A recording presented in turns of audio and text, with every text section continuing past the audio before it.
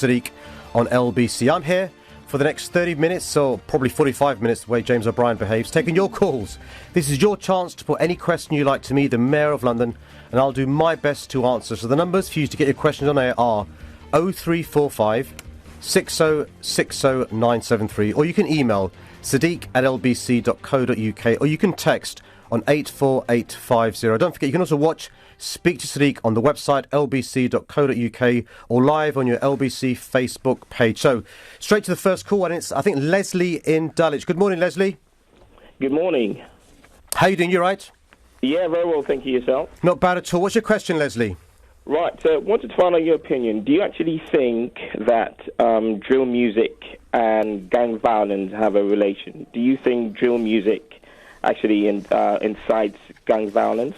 Well, Leslie, I'm not a prude, and I'm not one for banning certain genres of music. And the vast majority of young people and those involved in, drill music and music generally are lawful, and they're accredited to themselves and their families and London. But I've seen evidence shown to me by the police and others of examples of individuals, some are members of criminal gangs, using drill music and social media, Snapchat, YouTube, to glorify violence, to incite others to commit acts of violence, and to taunt other gang members. And there's a case taking place today where a number of individuals, members of a criminal gang, are being sentenced in an example where they used drill music to glorify violence. And my concern is this, Leslie. The police know of examples where drill music has been used to glorify violence, incite others to commit acts of violence. And when they speak to YouTube, Google and others, they're not quick enough to take these things down from the internet. I think there's a responsibility on social media companies to do more. But I wouldn't want you to believe, Leslie, that the only reason for the increase in serious violent crime is drill music or gang violence. A lot of the serious violent crime has nothing to do with drill music. A lot of the increase in serious violent crime has nothing to do with gangs. So it will be proportionate in our response, but I'm afraid there is a link in some instances of drill music, criminal gangs. Explain that. I mean, because my thinking is those artists who make drill music are actually gang members first before they're artists. I think that gang members, and whether they made music or not, they were still being gangs, and I think that's as a result of not enough activities for them to do outside college or outside school. The music is just probably they've just got a general love of music, and the only thing they can think about is the glorification of violence. But I don't think, a lot of people do think drill music actually influences actions, and I really don't think so. Okay. I think gangsters are always going to be gangsters. There's nothing to do with music. Well, can I say this? Look, firstly, I don't think all people who are members of gangs are involved in criminality. And when you speak to young people, what really annoys them is simply because they're with a group of their friends, they're labelled a gang. Gangs per se aren't criminal. It's criminal gangs we've got to bear down on. And drill music per se isn't bad, but some drill music is bad. And so what I'm saying is we should be responsible, making sure that we say to social media companies, take down these videos that are inciting violence, glorifying violence. But also we should be saying to young people, you're right, we believe in you, we're going to invest in you. And that's why I announced recently, Leslie, record sums of money, £45 million, to give young people diversionary things to do. It could be sports, it could be going to do recordings in studios, it could be getting involved in other activities to make sure they realise there is a route away from criminal gangs or drill music that can glorify violence. The gang being sentenced today for conspiracy to commit violent disorder. The drill videos are not the crime. They were found in possession of an arsenal of unpleasant weapons, and police, or the prosecutor, they pleaded guilty. So conspiracy to commit violent crime is not contained within the music. I always reach for slightly odd and possibly slightly pretentious parallels here. If you remind yourself of that famous soliloquy in King Henry V, once more unto the breach, you're talking about the blast of war blows in our ears, imitate the action of the tiger, stiffen the sinews, summon up the blood, disguise fair nature with hard-favoured rage, you shore up the walls with the English dead. I mean, this glorifies violence. So if you're going to start trying to legislate against the glorification of violence, you're probably going to have to ban Homer. big difference. When Shakespeare wrote Henry V, he didn't have social media. The amplification of the hatred now is what's different. But how do you tell someone who is bigging themselves up as opposed to someone who is making a specific threat to a specific individual? And that's the distinction we have to make, because we've got to really respect the fact we've got freedom of speech, but also we've got to respect the fact that actually lives have been lost, people have been hurt because of the glorification of violence. And this includes taunts, by the way. So people are using drill music to taunt rival gangs, to lead to more fights taking place and more stabbings. And what we've got to be careful about is we don't say, for example, all drill music or grime music or garage music or rap music should be banned. I'm not suggesting that. What I am saying, though, is we now have examples of the amplification of hatred and incitement because of the medium of social media. Drill music per se, most of the time, is not at all unlawful or illegal. But when it's glorifying violence, inciting hatred, being amplified on social media, it's a problem.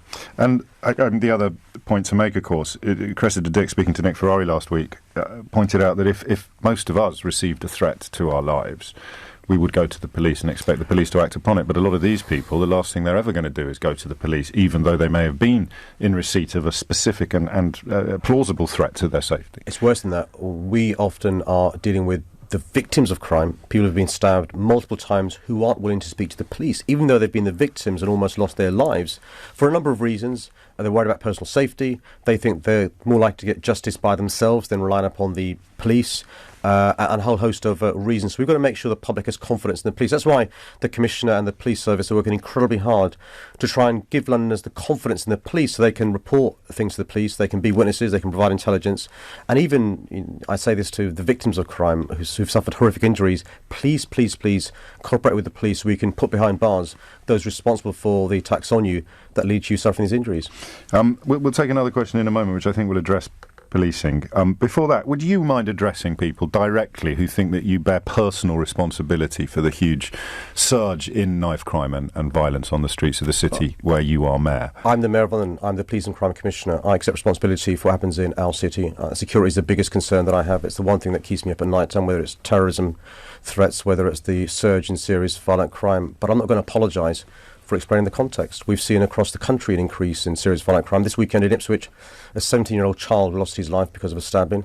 We've seen in Liverpool, in Cardiff, in Manchester, shootings in daylight hours where teenagers have lost their lives. And over the course of the last 3-4 years, we've seen an increase in violent crime across our country. And I've been making the point since I first became mayor, these are national problems that demand national solutions. And you know what? Whether it's the Commissioner, whether it's Chief Constables, whether it's senior Home Office civil servants, all of us, except for the government now, accept there's a link between cutting police resources and the increase in serious violent crime. That's not the sole reason, by the way, not the sole reason, but there's a link. But we're doing what we can. So in London, for example, for the first time ever, we've diverted funds away raised through business rates to fund more police. I've increased council tax precept for the last 2 years, not done in the previous 8 years, to pay for additional police resources, but also, as Leslie was alluding to invest more in young people. The police are using the additional powers they have. And we've got to make sure we work with the police to deal with this problem. But I'm not going to apologise for making that point. But of course, as the Police and Crime Commissioner, I accept responsibility. But we've danced around this before. It's as if you're accepting responsibility and not accepting it at the same time. Well, and people get very frustrated. And I mean decent people. I don't mean people who are going to pick on you because of your ethnicity or your faith, whatever you do. I mean decent Londoners who are looking for leadership. Let me give you one stat. So the number of police officers in our city is now less than 30,000. The last time we had this few police officers was 2003. Now, almost 80% of the Met Police funding comes from the government. Now, we can dance around about, what proportion of the responsibility is mine versus the government, but you can't escape the fact we have fewer police officers now doing more work than they were in 2003. Let me tell you the real worry I have is we have fewer police officers, and what they're doing is cancelling their rest days, and they've got to cancel rest days if asked to do so, working overtime, they're overstretched than the resource, and it's not sustainable. That's why I'm saying the government must reverse these cuts. At the same time, though, we're doing what we can. So last year, council tax was raised by more than 5%, maximum allowed to do. The previous year, we raised it by 1.99%, the maximum I'm allowed to do. On top of that, I diverted monies raised via business rates. So we're doing what we can in relation to funding, but also the police have my full support to use all the tools they have, whether it's targeted intelligence-led stop and search, whether it's the use of Section 60, or whether it's the new violent crime task force that's funded by City Hall funds. And I've been out and about with them while they've made arrests, taken knives off our streets and done their weapons strips as well. I will support our police, but it needs Londoners to help us as well. And that means also, by the way, lobbying this government. I may slightly have stolen the thunder of the next caller, so I'll introduce Stephanie in Rotherhithe. What did you want to ask the Mayor, Stephanie? Good morning, Stephanie. Good morning, Sadiq. Good morning. Hi, I'm calling from Rotherhithe, where I represent quite a large community of people who are being very active against the rising crime. In 2 weeks, we're going to be holding a safety march through the area. They've even got community dog walking early morning patrols. I understand that there is a massive lack of funds for policing, but do you suggest that? How do you suggest we're going to increase funds for policing?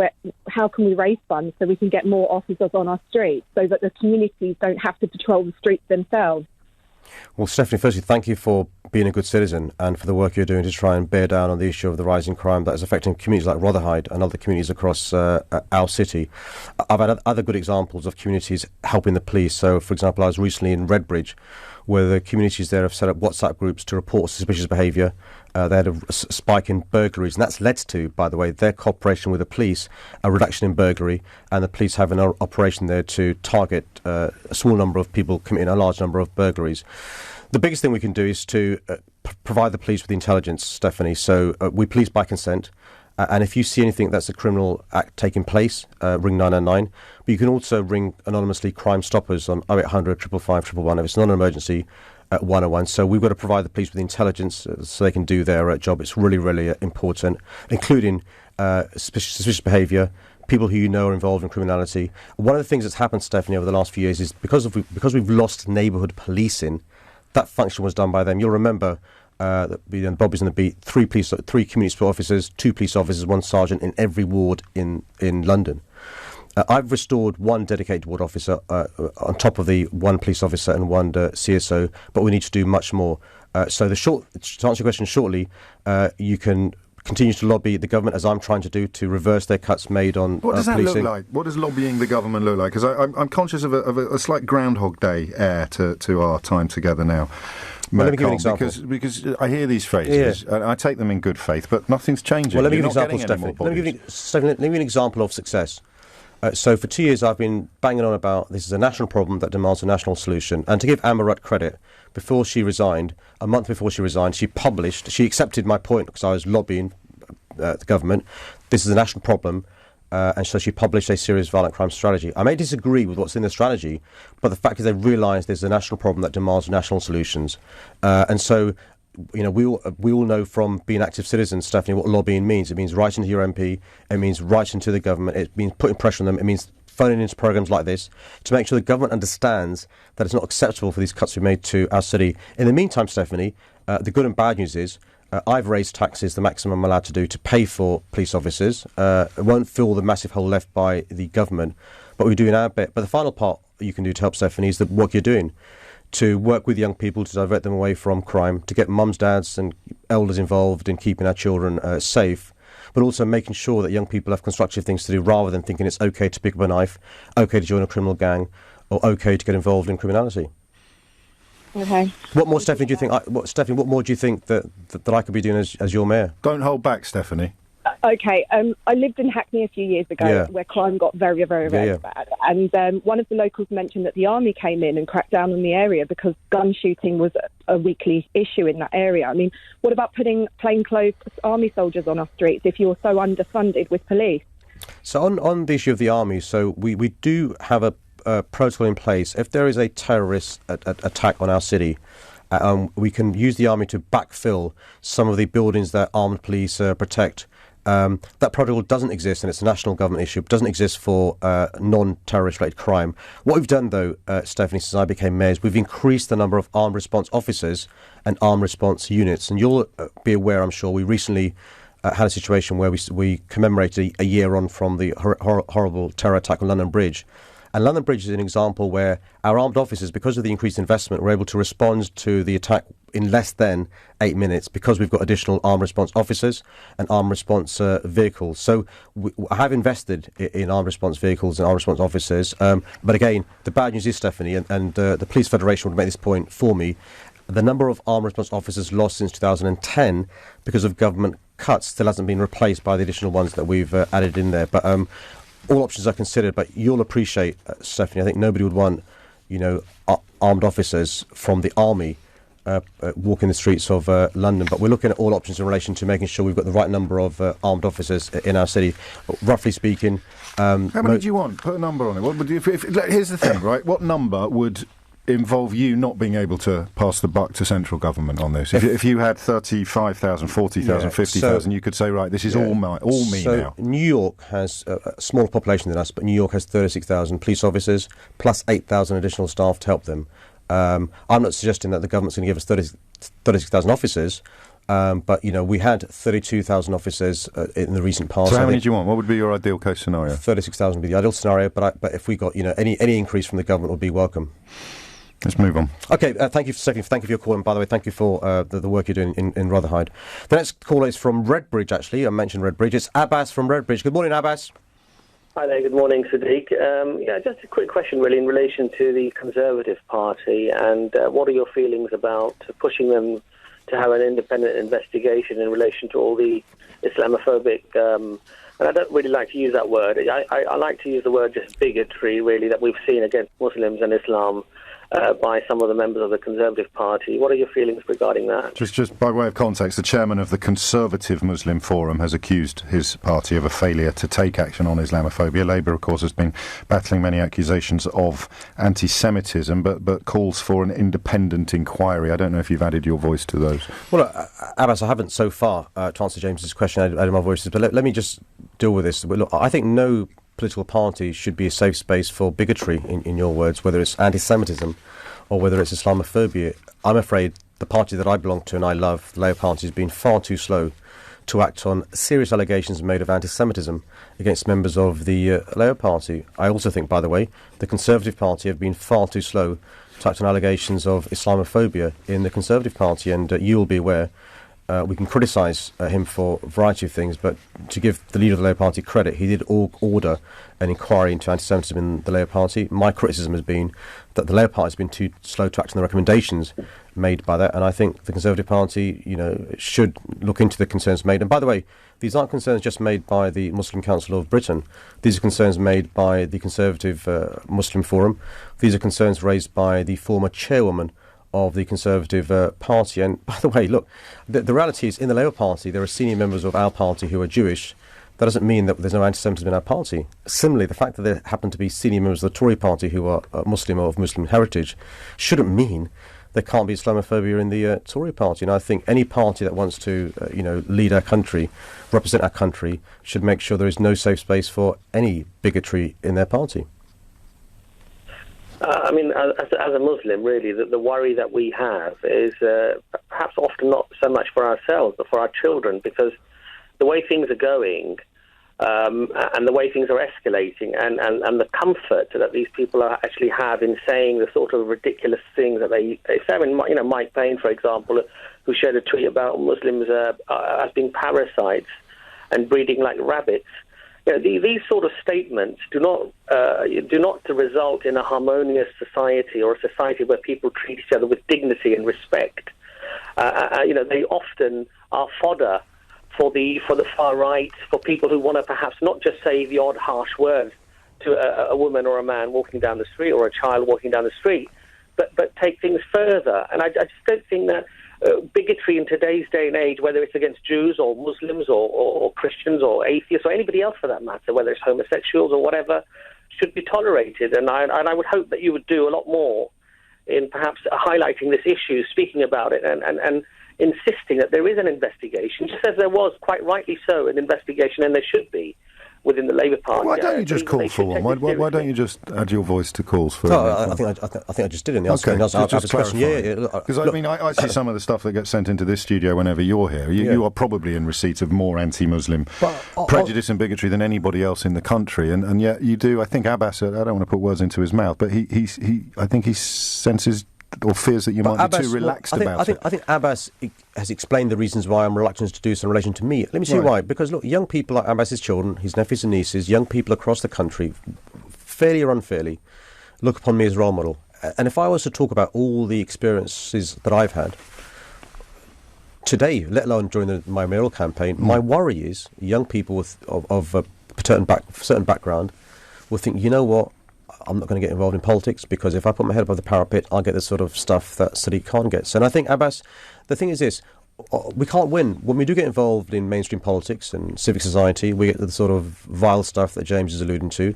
And when we don't, we're accused of living in silo communities and not being mainstream and not being integrated. And so that's why it's really important, James, for people like me, who have the privilege of being the Mayor of London, demonstrate what a wonderful city and country we are, notwithstanding the exception of these individuals who amplify messages of hate. But also, Abbas, there are people who are seeking to drive wedges between us and try and divide our communities. And so whenever I can, Abbas, I hope even you would accept that I try and amplify pluralism, diversity, the strengths of London. I'm the Mayor who has great pride in breaking my fast during the month of Ramadan with the Chief Rabbi, with the new Bishop of London, with Cardinal Vincent Nichols, in previous years with Archbishop of Canterbury. And I'll carry on doing my bit to make sure we demystify the myths about our faith, but also educate others that actually Islam is nothing to be scared of. And I hope the Conservative Party do investigate these serious allegations of Islamophobia in their party, and there should be no safe space for bigotry, for hatred, for anti-Semitism, for Islamophobia in any political party, let alone in society. But very briefly, Abbas, how do you respond to that suggestion from the Mayor that he has a sort of role model responsibility to encourage more people from backgrounds like yours to go into politics, and that revealing, albeit that you could just glance at the LBC Facebook page to get a fairly reliable flavour of how vile a lot of this stuff is, but it would put people off following his path? And I know that you, I think, attempted politics as well in the past. Do you have any sympathy for that explanation? Yes and no. I mean, the politician's answer, Abbas. I'm a fan of Sadiq, but I just think that... Well, you saw office as a Conservative, I think, back in the day. No. Forgive me, I've got you mixed up with someone else. No, carry on. No. I just feel that it's wonderful opening your fast, with rabbis and with priests, and I think a lot of us do try to engage with other people in the community as well in a similar way. But I think we need to speak out against what we see as an injustice, because otherwise, there's that famous saying, and I'm not going to try to quote it, but it's not just the people who do the bad things, but it's the people who don't speak out, don't stop others from doing those things, that perhaps cause many of the problems. We need to speak out against these people. We need to insist that there is an investigation, and it should be independent, and people who do come out with statements and say things that are clearly fanning the flames of hatred in our society, creating division, creating massive problems in society, that they're taken to task about it. It's not freedom of speech or freedom of expression. It's about, in a civilized society which we thankfully live in, we shouldn't tolerate these type of things. Abbas, I agree with you. And the next caller is Donald Trump from... No, it's not really. And that's an example there, Abbas. I mean, look, people criticise me for, as the Mayor of London, speaking out against what President Trump tweeted, amplifying the tweets of a far-right group. So I think, if one was being fair, one would say I have stood up to people who divide our communities and try and give the impression that it's not possible to be British or Londoner and a member of a religious minority. And I'll hear what you said, Abbas, and I'll ponder on what you've said. We've got another caller. The next caller is from Knutsford. It's Matthew from Knutsford. Good morning, Matthew. Morning, James. Morning, Sadiq. Hi. What's your question, Matthew? My question is, will you U-turn and get behind the third runway at Heathrow? Be another U-turn, wouldn't it? Just remind us, Sadiq Khan, of the history of your relationship with the third runway at Heathrow. It's like something out of EastEnders. Let me first answer the caller's question, James O'Brien.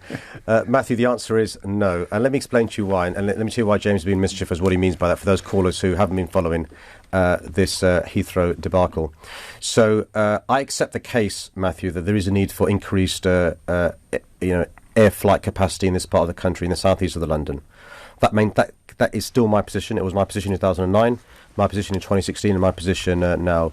I'm really concerned, though, about air quality in London. I'm really concerned about the number of premature deaths, the children with underdeveloped lungs, adults with problems from dementia to heart disease to asthma. I'm also concerned about noise pollution concerns. And I'm also concerned about the problem this would cause to public transport links to Heathrow Airport. But there is a solution, Matthew. That is not a third runway at Heathrow that would have air quality problems, noise problems, and all sorts of legal problems and would be very expensive, but a second runway at Gatwick. You don't have the air quality problems, you don't have the noise pollution problems, it's cheaper, it's quicker, and it could lead to us addressing the needs of increased airport capacity. And I'll tell you this, Matthew, Chris Grayling, yes, he's the Secretary of State for Transport. Chris Grayling this week may have announced that there'll be a vote in Parliament in relation to Heathrow Runway 3. But if it was to happen, it will happen far, far, far longer in the future than a new runway at Gatwick. So if you believe in the case for increased air flight capacity and want it to happen sooner rather than later, with less of a cost to the taxpayer, without air problems or noise pollution problems, you should be supporting a second runway at Gatwick. Do you think the Labour Party should whip against it? Because for the reasons I've alluded to, yes. Yeah. I don't see how you can... They will? Well, let's wait and see. I think Jeremy Corbyn and John McDonnell have been consistent about their position on Runway 3. And I'm not against Heathrow per se, Matthew. I think we need a better Heathrow, not a bigger one. But I think what we can't afford is not to address the serious problems around air quality and noise pollution in our city. And I think this is a 20th century solution when we've got 21st century problems. Matthew, while you're on the line, if you bump into Andy Burnham, ask him if he fancies doing a phone-in with us on LBC. It strikes me we should be speaking to mayors at both ends of the country. Do you bump into him often on your travels around Cheshire? I don't, I'm afraid. Oh, get your finger out, mate. Come on, I need a bit of help. This is crowdsourcing. But yeah, I mean, just to go back on what Sadiq's saying there, I think the key point though is that it needs to be a hub, and it's the hub factor that is the main benefit in the expansion here. So because I don't think you're going to get the big airlines to move and split operations, and equally I think the factor of the hub is, you've got then the good links with all the other shuttles across the smaller airports of the UK. If you set up a second one at Gatwick and increase the size of that, then you need to introduce more shuttle runs between all the other airports across the UK.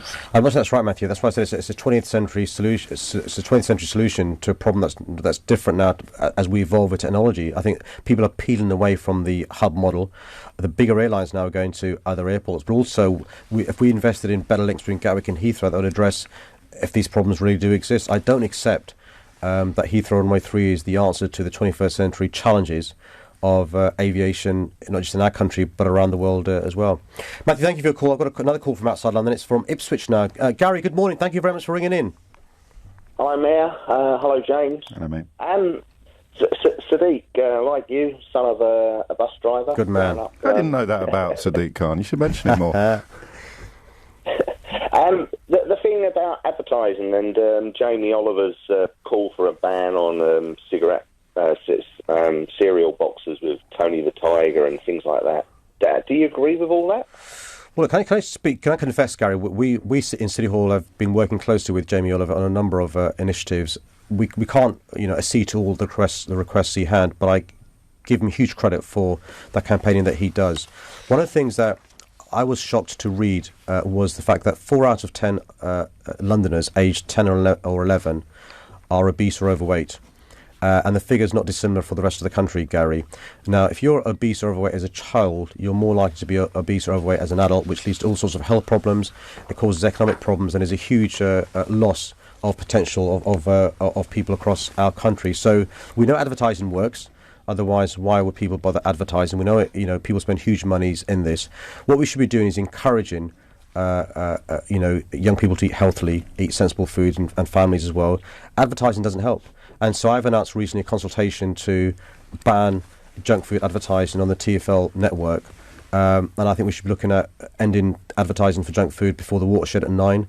And other things we can do as well to change behaviour. And put it this way, if advertising didn't work, why would companies spend millions and millions of pounds advertising? So it must have an impact on behaviour. Would you get rid of the cartoon characters? I mean, simple question, yeah. Tony the Tiger. Because it attracts... It's clearly aimed at young children. I think this was Jamie... I was on holiday last week, but I think this is Jamie Oliver's content. I think it's worth speaking to those who make the cereal boxes, cereal and the boxes and stuff, to talk to them about doing so and stuff. I think when you speak to experts, medical experts now, they will tell you too much sugar is a ticking time bomb when it comes to the health of citizens today. And by the way, 40, 50 years ago, there were people claiming that smoking fags weren't a problem and stuff, and lo and behold, we discover it is. I never know whether I'm wasting my breath doing this, but would you mind addressing the kind of angry constituency who think that you putting attention into things like adverts on the underground somehow explains why the violent crime scenario is so bad? So just to sort of quote the flavour of that kind of contribution to the programme, why are you banning adverts on the tube instead of concentrating on violent crime? I think when you're the Mayor of London, you've got to be able to do more than two things at once. And, one of the things I'm also responsible for is making sure we have jobs in our city. I've got to make sure we have a decent public transport system. I've got to make sure we've got a ticking time bomb when it comes to the health of Londoners. Each day in London, there are 2 deaths or serious injuries caused on our roads. And so, of course, crime is a big issue. It's my number one priority, security of our city. And we do focus a lot of time on that. I'm meeting again today the Commissioner of the Met Police. I meet with her regularly and her senior team, and we spent a lot of time dealing with this issue. But I think, it's got to be possible for politicians, whether you're the Mayor, the Prime Minister, or other politicians in high-profile roles, to do more than one thing at a time. And the good news is, James, unlike the government, who seem to be in paralysis because of dealing with one issue of Brexit, I think it's possible for me as the Mayor to deal with more than one issue at a time. Gary, do you have any ideas? What about being proactive with the local swimming baths and giving the children free passes for things like that? Yeah, Gary. And sort of dealing with the big fitness companies, talking to Duncan Bannatyne, David Lloyd fitness centres, and seeing if they will take reduced rates children at certain sort of times and whatever. Good news, Gary. So not only are local authorities across London, some of them, Sadiq's a good example, free leisure centre membership for local residents, but also other parts of London have free sessions for older Londoners who obviously need to exercise, and younger Londoners as well, including free swimming. In London, from City Hall, what we're doing also is funding sports facilities. Matthew Ryder, my Deputy Mayor, has announced new funding, £8 million around sports facilities.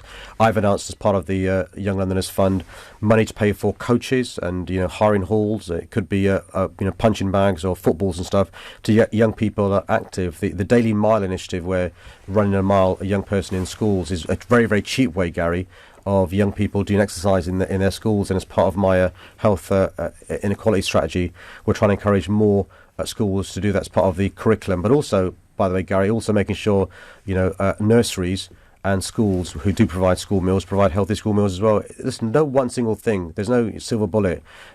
Banning junk food advertising by itself is not going to solve this, or getting rid of the tiger on cereal boxes is not going to get rid of this. It's a holistic approach towards dealing with this massive issue we have, which is obese and overweight people across the country. Gary, thank you very much for your call. I think I've got another call, James. Is that right? Somebody from Tower Hamlets. It's Gabrielle from Tower Hamlets. Good morning, Gabrielle. Good morning, James, and good morning to you too, Sadiq. My question is, what are your plans to prevent developers from shirking their responsibility to contribute to affordable housing in London? Gabriel, thank you for your question. So a number of things we're doing here. So just to explain what used to happen, previously a developer would do a number of things. One is they'd prepare what's called a viability report, which would say basically to a council, it's not viable for us to build affordable homes, and so we're not going to do it. And the second thing they would do is have what's called a Section 106 contract, Section 106 agreement with the council, and saying, in return for permission, we will do A, B and C once the development's finished. And those things very rarely happen. If they did happen, they didn't really address the issue of affordable housing that we're talking about. What I've done, Gabrielle, is we are changing at the moment the planning rules. And so I've published a draft London plan. I've also last week had taken through the Assembly my new housing strategy. And I've telegraphed to developers my expectations the condition of you getting planning permission on big sites is you must provide at least 50% affordable housing. And by the way, I've ditched the dodgy definition of what an affordable home is. What is it now? So what it used to be, what it is now is either a home where you pay social rent, I think that's council rent, Gabrielle, a home where you pay a London living rent, a third of average earnings, linked to earnings rather than market value of rent, and or the third one is shared ownership part by part rent. It used to be home costing £500,000 to buy, or 180% of market value, no link with earnings, and so it was not really, it was out of reach. And what I've said, Gabrielle, is there is an exception. If you fast track the application and bring it quickly, I will allow you to build 35% genuine affordable homes if you do a fast-track process.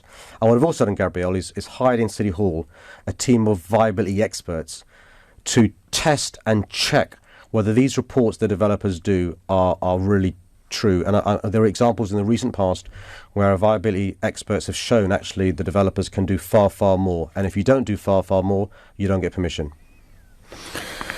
And that, I think, concludes our time together this month. James, good to see you. Thank you, everyone, for ringing in this month. I look forward to next month. But, of course, before then, James, you have a date at the O2. We do, on the 20... We have on the 28th of June, the State of London debate. It's a really good night. Londoners come along and ask me tough questions, and I think we'll have a couple of my deputy mayors there as well. And James O'Brien is allowed out from LBC to come along as well to be the taskmaster, the ringmaster, holds the ring. And it's a great night, James. I mean, it's really good questions, all sorts of things. It's a pleasure for me to do it because the passion and the robustness from the floor is strong. Tickets are free, aren't they? But you need to apply via lbc.co.uk at some point. Very soon, I shall announce it. Before you go, do you think David Davis will still be in a job by tea time? I think he will. Whether he should or not is a different matter. I think. Listen, we're in paralysis. I think the government's got no idea what he wants to do. David Davis is our chief negotiator. I think if he means what he says about red lines, I think the red lines have been breached, and I think he may have to go. But I'm not sure if he will, because I think Theresa May, it affects her position as Prime Minister. She will do anything she can to keep him. And would you like to take this opportunity to pay public tribute to the outgoing editor of the Daily Mail, Paul Dacre? I think time's up. Thanks, James. It's 20:11. LBC at the weekend. Tom Swarbrick. Do you think having an abortion is as bad as what went on during the Holocaust? It's killing. It's not the same thing, my friend. It is clearly not the same thing. You cannot say that at the moment of conception, that life